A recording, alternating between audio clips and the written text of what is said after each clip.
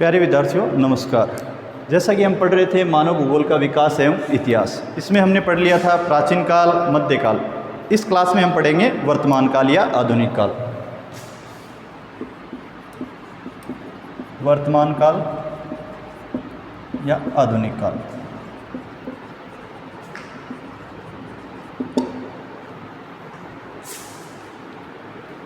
जो वर्तमान काल है उसका प्रारंभ है वो 19वीं सदी से माना जाता है। 18वीं सदी तक मध्यकाल हमने पढ़ा था। 19वीं सदी से जो मानव भूगोल का विकास और इतिहास है वो वर्तमान काल के अंतर्गत आता है। जो वर्तमान काल है उसमें मानव भूगोल है एक वास्तविक विज्ञान के रूप में स्थापित हुआ, उसका वास्तविक विकास हुआ और इसमें जो उल्लेखनीय योगदान दिया सर्वाधिक वो फ्रेडरिक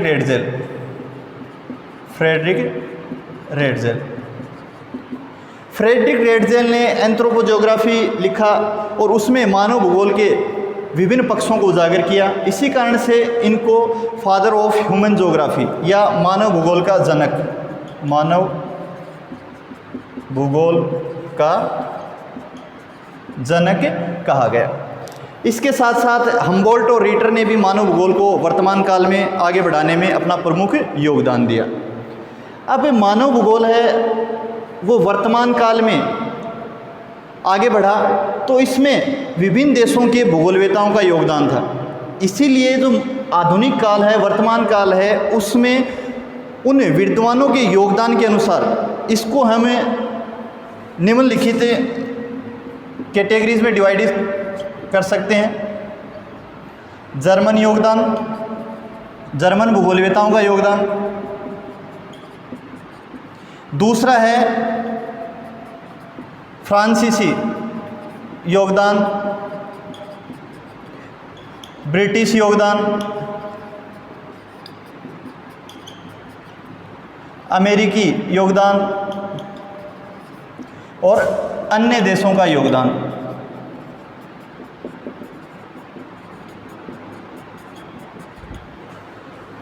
जैसे जर्मन योगदान देखें वर्तमान काल में मानव भूगोल को आगे बढ़ाने में जर्मन भूगोलवेताओं ने किस प्रकार से अपना योगदान दिया। तो जर्मन भूगोलवेताओं में जैसे हमने अभी चर्चा करी है, रेडजेल है, रीटर है और हम्बोल्ट। इन तीन के नाम हैं वो सर्वाधिक महत्वपूर्ण। फिर फ्रांसीसी योगदान के अंतर्गत जो सर्वाधिक सर्वप्रमुख नाम है वो ब्लोस, पॉल विडाल डी लाब्लास, या दूसरा प्रमुख नाम है ब्रुन्स, जीन ब्रुन्स। फिर फेब्रे, उसके अलावा डिमोर्टिनी, डिमोंजिया और कैमिलो विलो, इनके नाम फ्रांसीसी योगदान के तहत हम ले सकते हैं। ब्रिटिश योगदान में हर्बर्टसन, मैकिंडर और फ्लूअर, एच जे फ्लूअर और पीएम रॉक्सबी, इनके नाम उल्लेखनीय हैं। जो अमेरिकी योगदान की बात करें आधुनिक काल में मानव भूगोल को आगे बढ़ाने में तो उसमें नाम आता है Ellen Churchill Semple, Ellsworth Huntington, Carl Sauer, ईसा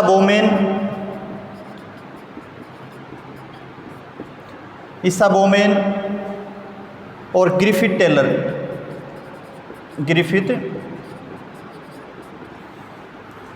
टेलर। फिर है अन्य देशों का योगदान। अन्य देशों के योगदान के तहत हम जो रशियन भूगोलवेता हैं, रूसी भूगोलवेता और भारतीय भूगोलवेताओं के योगदान को शामिल करेंगे। तो इस प्रकार से विभिन्न देशों के भूगोलवेताओं द्वारा आधुनिक काल में मानव भूगोल के विकास और इसको आगे बढ़ाने में योगदान दिया।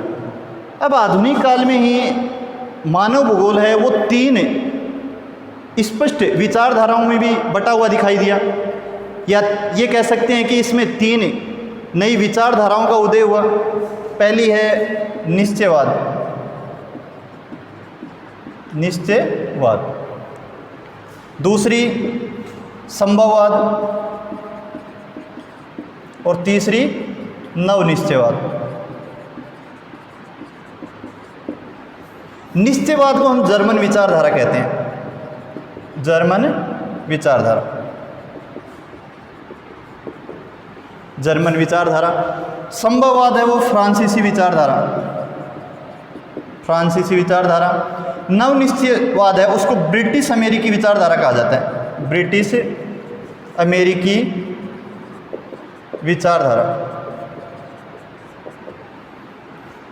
जर्मन विचारधारा या निश्चयवाद की जो विचारधारा है, इसमें जो वातावरण है उसको प्रधानता दी गई या उसको प्रमुख माना गया। संभववाद में मानव को प्रकृति के ऊपर इम्पोर्टेंस दिया गया, और नवनिश्चयवाद है वो इन दोनों के बीच में जो संतुलन है उसको बना करके चलने की बात कहती है ये विचारधारा। इसमें ग्रिफिथ टेलर है, उनका नाम उल्लेखनीय है।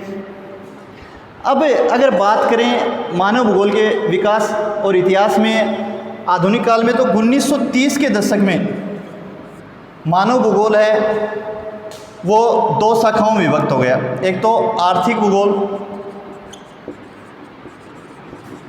और दूसरा सांस्कृतिक भूगोल। यानी इसमें प्रथम विश्व युद्ध के बाद में मानव भूगोल में अनेक शाखाओं का जन्म हुआ और विशेषीकरण की प्रवृत्ति बढ़ी। विशेषीकरण की प्रवृत्ति बढ़ने के कारण से जो नवीन शाखाएं अस्तित्व में आई उनको देखते हैं कौन कौन सी शाखाएं।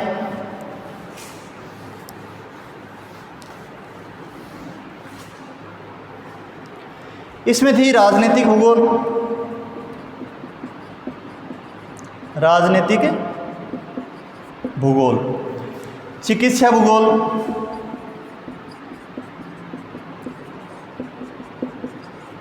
सामाजिक भूगोल,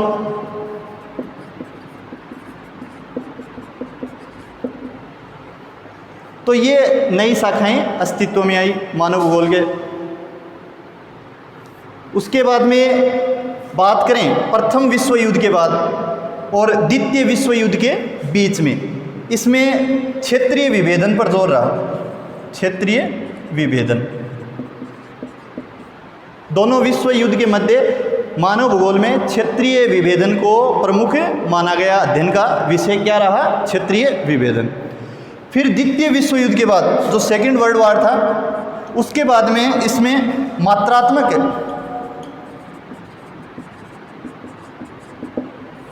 क्रांति का प्रभुत्व रहा और 1970 तक मात्रात्मक क्रांति पूरे विश्व भर में मानव भूगोल के अंतर्गत अध्ययन का विषय रही। मात्रात्मक क्रांति के अंतर्गत विभिन्न जो सांख्यिकीय तकनीकियां थी, कंप्यूटर का उपयोग था, वो बढ़ गया था, और जो राजनीतिक विचारधारा है उसका एक तरह से लोप हो गया, वो लुप्त हो गई थी इसके अंतर्गत, मात्रात्मक क्रांति के अंतर्गत। फिर मात्रात्मक क्रांति से भी लोगों का धीरे धीरे मोह भंग होने लग गया। जैसे डडले स्टाम्प ने इसके बारे में कहा कि एक तरह का ग्रह युद्ध है, इसको ग्रह युद्ध की संज्ञा दी, ग्रह युद्ध। और किसने कहा, डडले स्टाम्प। और दूसरा, इसको जो कंप्यूटर है उसको सुनहरे बछड़े की संज्ञा दी मात्रात्मक क्रांति के अंतर्गत, डडले स्टाम्प ने। तो ये दो कथन मात्रात्मक क्रांति के संबंध में काफ़ी चर्चित हैं। फिर मात्रात्मक क्रांति से लोगों का मोह भंग हो गया और इसमें 1970 के दशक में नवीन दार्शनिक विचारधाराओं का प्रादुर्भाव या आविर्भाव हुआ, वो अस्तित्व में आई।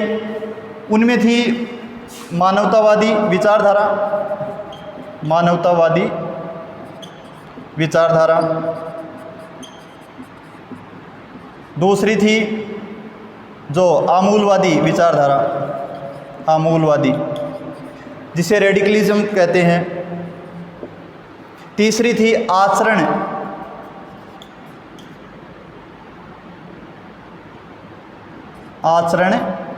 परक विचारधारा।